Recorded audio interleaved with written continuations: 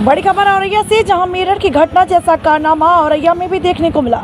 शादी के 15 दिन बाद ही पत्नी ने अपने प्रेमी को 2 लाख की सुपारी देकर करवा दी अपने पति की हत्या। पत्नी नहीं निभा सकी 7 फेरों के 7 वचन, हाथों की मेहंदी भी नहीं छूट पाई, उससे पहले ही करवा दी पति की हत्या। शादी के 15 दिन बाद ही करवा दी पति की हत्या। प्रेमी के साथ मिलकर के पति की हत्या का रचा षड्यंत्र। औरैया पुलिस ने हत्यारे प्रेमी को भेजा सलाखों के पीछे। हत्या में मृतक की हत्यारी पत्नी सहित हत्यारी पत्नी का प्रेमी सहित एक अन्य हत्यारा हुआ गिरफ्तार। हत्यारा प्रेमी असलाह के साथ हुआ गिरफ्तार। 5 मार्च 2025 को हुई थी दोनों की शादी। पत्नी नहीं निभा सकी 7 फेरों के 7 वचन। जिला crime reporter Ashutosh Awasthi. Okay sir, ये क्या है सर मामला जनपद औरैया का थाना सहार क्षेत्र के अंतर्गत 19/3/2025 को 112 पर एक सूचना प्राप्त हुआ कि गेहूं का खेत में एक व्यक्ति घायल अवस्था में पड़ी है। इसमें प्रथम दृष्टया ऐसे प्रतीत हो रहा है कि कोई अज्ञात लोग द्वारा उनके साथ गंभीर रूप से मारपीट करके घायल कर दिया गया। सूचना मिलने पर 112 का पुलिस तुरंत मौके पर पहुंचा और थाने के पुलिस के सहयोग से और जनता का सहयोग से तुरंत ही उस आदमी को इलाज हेतु हॉस्पिटल भेजा गया है और उस आदमी का पहचान दिलीप यादव का हुआ है, जो मूलतः मैनपुरी का निवासी है और हाल में औरैया का दिव्यापुर इलाके में रह रहा था। प्रस्तुत व्यक्ति को 3 दिन बाद उनका इलाज के दौरान उनका मृत्यु भी हो जाता है और इलाज के दौरान ये भी पता चलता है कि उनको किसी ने गोली भी मारा है। पूरा घटना को दिलीप यादव के भाई द्वारा दिया गया तहरीर के अनुसार थाना सहार पर मुकदमा अपराध संख्या 44/25 अंतर्गत धारा 109 बीएनएस में पंजीकृत किया गया था, जो अटेम्प्ट टू मर्डर धारा है, और जब इनका मृत्यु हो गया उसको 103(1) पे कन्वर्ट कर दिया गया है। थाना सहार का टीम और जनपद औरैया का एसओजी टीम द्वारा तुरंत ही इस केस में अनावरण हेतु लग गया था और इस ब्लाइंड मर्डर केस को रिकॉर्ड टाइम में आज खुलासा कर दिया गया है।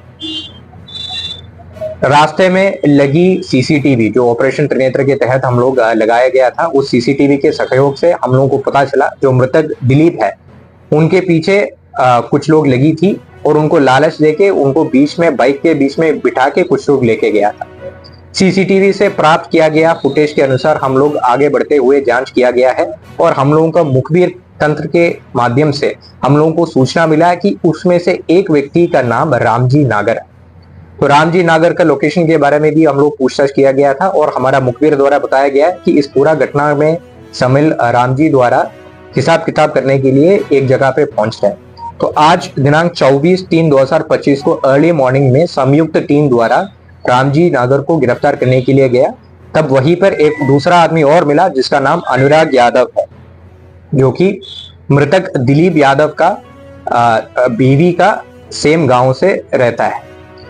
तो उन दोनों के जमा तलाशी जब किया गया तो उन दोनों से 315 बोर के एक तमंचा और 2 जिंदा कारतूस भी मिला था और गहराई से पूछताछ किया गया तो उनके द्वारा पूरा घटनाक्रम ऐसे बताया गया। दिलीप यादव का शादी प्रगति यादव से हुआ विगत 5 तारीख को, यानी 5 मार्च 2025 को।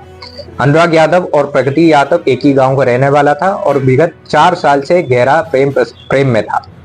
आपसी संबंध घर वालों को भी पता था, परंतु इन लोगों के द्वारा शादी करने के लिए मंजूर नहीं किया और जबरदस्ती प्रगति को दिलीप यादव से शादी करवाया, जिसमें से बिल्कुल संतुष्ट नहीं था। प्रगति यादव द्वारा अपना प्रेमी अनुराग यादव को यह बताया था कि काफी अमीर है दिलीप और अगर उनको हमारा रास्ता से हटाएंगे तो हम लोगों को बहुत अच्छा तरीके से साथ में जीवन जी सकता है। इसी के तहत आगे चलते हुए प्रगति यादव द्वारा अनुराग को 1 लाख रुपए भी दिया हुआ था और अनुराग यादव ने अपना हत्या दिलीप यादव का हत्या करने के लिए एक टीम जोड़ दिया, जिसमें रामजी नागर मुख्य सरगना रहा है और उनको 2 लाख में बात भी किया था और 1 लाख रुपए जो प्रगति ने उनको दिया वो भी उनको पकड़वा दिया था।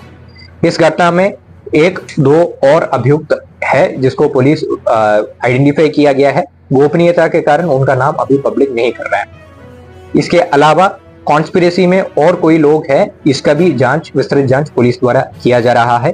इस समय इस मुकदमा में 44/25 में पुलिस द्वारा 3 अभियुक्तों को गिरफ्तार किया गया है।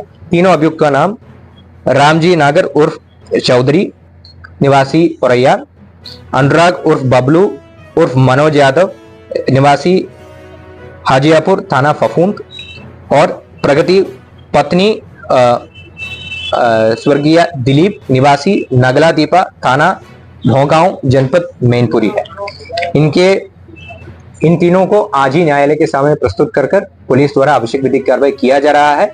इस घटना में और भी शामिल लोगों के लिए पुलिस लगातार ढूंढ रहे हैं, उनको भी जल्दी गिरफ्तार किया जाएंगे और आवश्यक विधिक कार्रवाई पुलिस द्वारा किया जा रहा है।